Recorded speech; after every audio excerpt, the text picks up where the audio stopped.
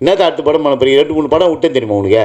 நீ கேட்ட தேதியெல்லாம் மாறி மாறி கொடுத்துட்டேன், எல்லாத்தையும் இல்லைன்ட்டு பாப்பா அப்படின்னு மூட் அவுட் ஆகி போச்சு ரொம்ப. சரி அடுத்த படத்தில் பண்ணிடலாம், நீ எங்கள் அடுத்த படத்தில் பண்ண போகிறேன்ட்டு விட்டேன்.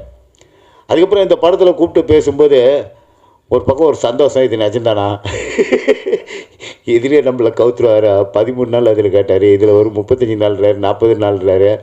நம்பி வேற படம் தான் கம்மிட் ஆகலாமா வேணாமா?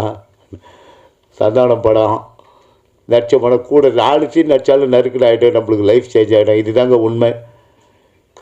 சந்தானத்தை கூட நடித்தேன்னா எனக்கு லைஃப் அப்படின்றது என் மனசு பாதிக்குது. ஏற்கனவே சின்ன சின்ன வேஷங்களாக பண்ணிட்டு வந்தேன், இதில் நல்ல வேஷமாக இருக்குது அப்படின்னு சொல்லிட்டு சரி ஒரு இது எனக்கு டவுட்டில் தான் இருந்தது.